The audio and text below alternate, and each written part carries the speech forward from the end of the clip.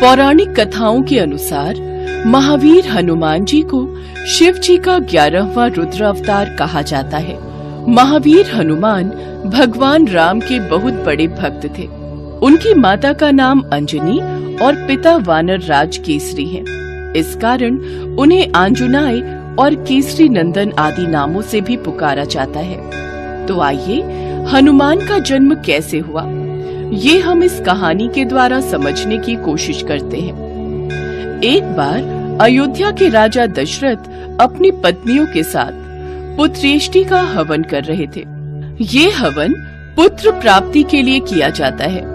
हवन समाप्ति के बाद पंडित ने प्रसाद की खीर राजा दशरथ की तीनों पत्नियों में बांट दी, लेकिन तभी कहीं से वहाँ एक चील आ गई और उसने खीर का एक भाग अपने साथ ले लिया और उसे अपने साथ उस स्थान पर ले गई जहाँ अंजनी माता तपस्या कर रही थी और उसके सामने ले जाकर रख दिया। ये सब भगवान शिव की और वायु की इच्छा अनुसार हो रहा था। आंखें खोलो माते और इस प्रसाद को ग्रहण करो, इससे तुम्हारी इच्छा जरूर पूरी होगी। प्रसाद? लेकिन ये किसने दिया? बस यूं समझ लो, ये महादेव का आशीर्वाद है तुम पर। अंजनी ने उस प्रसाद को ग्रहण कर लिया। फिर अगले दिन माँ अंजनी एक पर्वत पर खड़ी थी और सूर्य देव के तेज मिली थी, लेकिन तभी वहाँ बहुत तेज हवा चलनी शुरू हुई। हवा का वेग इतना तीव्र था कि उनके वस्त्र उड़ने लगे। उन्होंने सोचा ये जरूर किसी दानव की उदंडता हो सकती है। वो क्रोधित होकर बोली, ये कौन दानव है जो मेरे जैसी पति परायण स्त्री का अपमान करने की चेष्टा कर रहा है? तभी वहाँ उनके समक्ष पवन देव प्रकट हुए और क्षमा याचना करते हुए बोले, देवी शांत हो जाएं। दरअसल आपके पति को जो वरदान प्राप्त है उसके अनुसार आपको मेरे समान एक शक्तिशाली बलशाली पुत्र की प्राप्ति होगी। इसी वरदान को पूर्ण करने के लिए मुझे आपके शरीर को स्पर्श करना पड़ा। मेरे स्पर्श के माध्यम से रुद्रदेव का एक अंश भी आपके शरीर में प्रवेश कर चुका है, इसलिए महादेव के अवतार के रूप में आपका पुत्र इस धरती पर जन्म लेगा। कुछ समय बाद पवन देव का कथन सही हुआ और महादेव ने हनुमान के रूप में कार्तिक मास की चतुर्दशा में वानर राज के यहाँ अंजनी माता के उदर से हनुमान जी के रूप में जन्म लिया। ऐसे ही कुछ महीने बीते। एक रोज हनुमान को जोर की भूख लगने लगी। मातेश्री, हमें बहुत जोर की भूख लगी है, हमें कुछ खाने को दो ना। हम अभी तुम्हारे लिए फल लेकर आते हैं। लेकिन माँ अंजनी को आने में थोड़ी देर हो गई और हनुमान से भूख बर्दाश्त नहीं हुई। उनकी नजर पेड़ से झांकते हुए लाल सूरज पर गई। अरे वाह, ये तो कितना लाल फल है, निश्चित ही ये बहुत मीठा होगा। ये सोचकर हनुमान आकाश की ओर उड़ गए। लेकिन उस रोज अमावस्या का दिन था, जिस कारण सूरज को ग्रस्त नहीं राहु आया था। किंतु हनुमान को देख उन्हें ऐसा प्रतीत हुआ कि ये भी कोई दूसरा राहु है, इसलिए वो वहाँ से चुपचाप चले गए। लेकिन हनुमान की भूख तो बढ़ती ही जा रही थी और वो सूरज की ओर बढ़ते चले जा रहे थे। तभी इंद्रदेव की नजर हनुमान पर गई।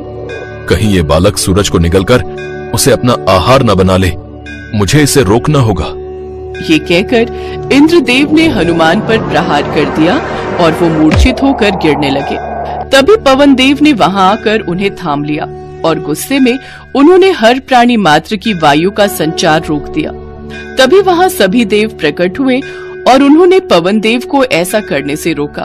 फिर सभी देवों ने हनुमान जी को वर दिया। मेरा वरदान है कि ये अमित आयु रहेगा। मेरा वरदान है कि ये कभी भी वज्र से परास्त नहीं होगा। मेरे सताश तेज से ये हर कला में युक्त और संपूर्ण शास्त्रों का विशेषज्ञ होगा। मेरे वरदान से ये पाश और जल से अभय रहेगा। ये सदा यम दंड से अवध और पाश नहीं रहेगा। ये सदा अजय और प्रमाद योद्धाओं से अजय प्राप्त करने का योद्धा रहेगा। अस्त्र शस्त्र तथा यंत्र आदि से इसे कोई फर्क नहीं पड़ेगा। इस प्रकार सभी देवों द्वारा हनुमान जी बेहद शक्तिशाली हो गए और इस प्रकार आगे जाकर जो उन्होंने काम किए वो सभी प्रकार के हनुमान भक्तों में प्रसिद्ध हैं। तो ये थी हनुमान जी की संपूर्ण कथा। हनुमान जयंती पर हनुमान जी की पूजा करना अत्यंत शुभ माना गया है।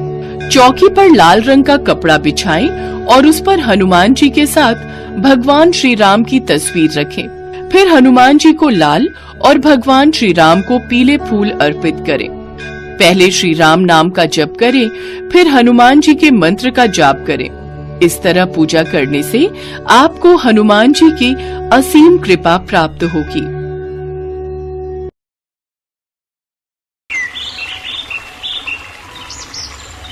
सीतापुर गांव में एक बहुत पुराना हनुमान मंदिर था।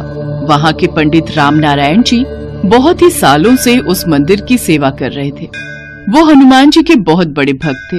बोलो बजरंग बली की जय। हम सभी भक्तों पर अपनी कृपा बनाए रखना प्रभु, आपकी सदा ही जय हो। राम राम पंडित जी। राम राम बेटा, ये लो हनुमान जी का प्रसाद। ये लो बेटी, तुम भी लो। राम राम पंडित जी, अब तबीयत कैसी है? सुना था आप बहुत बीमार थे। मौसम है सर्दी का, ये तो चलता ही रहता है। थोड़ी सर्दी खांसी और जुकाम हो गया था बस। ठीक तो मुझे होना ही था। हनुमान जी मुझे याद कर रहे थे, उन्होंने ही जल्दी ठीक कर दिया और मैं मंदिर आ गया। आपकी सारी चिंताओं का समाधान अब हो ही गया समझो। राम राम पंडित जी। राम राम जमींदार साहब। आज सुबह सुबह पंडित जी, अब मैंने सोच लिया है कि आपको भी थोड़ा आराम चाहिए, इसीलिए आपका हाथ बटाने के लिए मैंने शहर से केशव को बुलाया है। मेरे साले जयप्रकाश के घर के पास ही मंदिर में एक पंडित जी हैं, उनका बेटा है केशव। केशव, ये हमारे हनुमान मंदिर के बहुत पुराने पंडित जी हैं, राम नारायण जी। अब तुम्हें इनके साथ ही रहना है। चिंता मत कीजिए जमींदार साहब, अब मैं पूरी तरह से मंदिर को संभाल लूंगा। राम नारायण जी, अब आप हनुमान मंदिर की सारी सेवा मुझे दे दो और आराम से बैठो। हाँ हाँ बेटा, जरूर। मैं तुम्हें मंदिर के सभी कार्य समझा देता हूँ। ये साप्ताहिक आरती की सूची है। यहाँ इस दिन कथा वाचन होता है, किस समय कीर्तन होता है वगैरह सब कुछ इसमें विस्तार से लिखा हुआ है। प्रत्येक सप्ताह भंडारा भी आयोजित होता है। धीरे धीरे तुम सब सीख जाओगे। राम नारायण जी केशव को सब कुछ समझाते रहे और केशव ध्यान से सुनता रहा। हनुमान जी की मूर्ति बहुत सुंदर थी। उस पर सोने का मुकुट, गले में सोने की माला तथा सोने के अन्य आभूषण भी जड़े हुए थे। केशव का सारा ध्यान बस हनुमान जी के सोने के आभूषणों पर ही रहता था। उसके मन में सोने के आभूषण देखकर लालच उत्पन्न हो गया और वो आभूषण चुराने के लिए योजना बनाने लगा। ऐसा क्या करूं जिससे सांप भी मर जाए और लाठी भी ना टूटे? मुझे तो हनुमान जी की इस मूर्ति से आभूषण चुराने ही होंगे। बहुत महंगे आभूषणों से श्रृंगार किया हुआ है। बस मौका देखते ही ये आभूषण मुझे अपने कब्जे में ले ले। बस ऐसे ही रोजाना राम नारायण जी देर से मंदिर आए, फिर मेरे पास अच्छा मौका रहेगा। राम राम पंडित जी। पंडित राम नारायण जी नहीं आए क्या? हाँ, वो आजकल मैं मंदिर की काफी चीजें संभाल लेता हूँ ना, इसीलिए वो देर से आते हैं। कुछ काम था? हाँ, वो उन्होंने हवन की सामग्री लिखवाने के लिए बोला था। अच्छा अच्छा, कोई बात नहीं, मैं लिख देता हूँ। केशव हवन की सामग्री लिख देता है। शुक्रिया पंडित जी, बहुत बहुत धन्यवाद। खाली धन्यवाद से काम नहीं चलेगा। कुछ दान दक्षिणा तो दो। मैंने इतना समय लगाकर सामग्री लिखी है, कम से कम 501 रुपया लूंगा। पर मेरे पास इतने पैसे नहीं हैं। पंडित जी ने तो कभी मेरे से इतने पैसे नहीं मांगे। अरे पंडित जी अब बूढ़े हो गए हैं, उन्हें क्या समझ कि कैसे काम चलाना है? हमें भी तो खर्चा पानी निकालना होता है। लाइए, दीजिए, दक्षिणा दीजिए। तभी पंडित राम नारायण आ जाते हैं और वो केशव को ऐसा करता देख लेते हैं। केशव, ये क्या कर रहे हो? ये ठीक नहीं। मंदिर में आज तक इस तरह से बेमतलब दान दक्षिणा कोई नहीं लेता, और अभी तो हमने हवन किया भी नहीं है, तो फिर किस बात के पैसे तुम ले रहे हो? जब हवन हो जाएगा उसके पश्चात ही हम दक्षिणा लेंगे। अभी इससे पहले कुछ नहीं, और वो भी इनके सामर्थ्य के अनुसार लेंगे। राम राम पंडित जी, बहुत बहुत धन्यवाद। मैं चलता हूँ। भक्त वहाँ से चला जाता है। केशव मन ही मन ईर्ष्या से भर जाता है और अब तो उसने ठान ही लिया था कि वो पंडित राम नारायण को रास्ते से हटा कर रहेगा। मुझे पंडित राम नारायण का कुछ करना ही होगा, वरना ये तो मुझे कुछ कमाने ही नहीं देगा। और फिर मुझे मंदिर के आभूषण चुराकर इनका पत्ता भी यहाँ से साफ करना है। मुझे ये काम जल्दी ही करना होगा। केशव हनुमान जी का मुकुट और बाकी के आभूषण चुराने के बारे में सोच चुका था। पंडित जी, आपकी तबीयत भी ठीक नहीं रहती। एक काम करता हूं, शाम को मंदिर के द्वार ढकने की जिम्मेदारी मैं ले लेता हूं। आप समय से घर चले जाया करो, वैसे भी सर्दी का मौसम हो रहा है। ठीक है बेटा, जीते रहो। पंडित रामनारायण शाम की आरती के बाद अब जल्दी घर जाने लगे। पीछे से केशव मौका तलाशने लगा और एक दिन उसे मौका मिल ही गया और वो हनुमान जी के मंदिर से आभूषण की चोरी करके वहां से भागने लगा। अरे अरे कौन है, कौन है? छोड़ो मुझे, कौन है? केशव जैसे ही पीछे मुड़कर देखता है, साक्षात महावीर हनुमान उसके पीछे खड़े थे। अरे, मेरा मुकुट और मेरे आभूषण चुराकर कहाँ भाग रहा है? तुझे ऐसे थोड़ी जाने दूंगा। ला, मेरे आभूषण वापस कर। अरे अरे, तुम तो ऐसी वेशभूषा में हो जैसे सचमुच के हनुमान जी हो। मैं तुमसे डरने वाला नहीं हूँ, बताओ तुम्हें। मूर्ख, तू मुझे पहचान नहीं पा रहा है लगता है। तुझे अपनी शक्ति दिखानी ही होगी, तभी तो यकीन करेगा। अरे छोड़ो छोड़ो मुझे। अरे मुझे हवा में क्यों घुमा रहे हो? अरे छोड़ो। अरे अरे अरे, मुझे बचाओ बचाओ। केशव चिल्लाने लगता है। वो हवा में घूम रहा था। हनुमान जी मुझे छोड़ दो, मुझे छोड़ दो, मुझसे गलती हो गई। मैंने आपके मंदिर में चोरी की है। मैं आपके आभूषण आपको अभी दे देता हूँ, आप मुझे छोड़ दो। मैं जानता हूँ तुमने मेरे आभूषण और मुकुट क्यों चोरी किए। क्योंकि तुम मेरे प्रिय भक्त राम नारायण पर चोरी का इल्जाम लगाना चाहते थे ना। पर मेरे होते हुए मेरे किसी भी भक्त को कोई कष्ट नहीं पहुंचा सकता।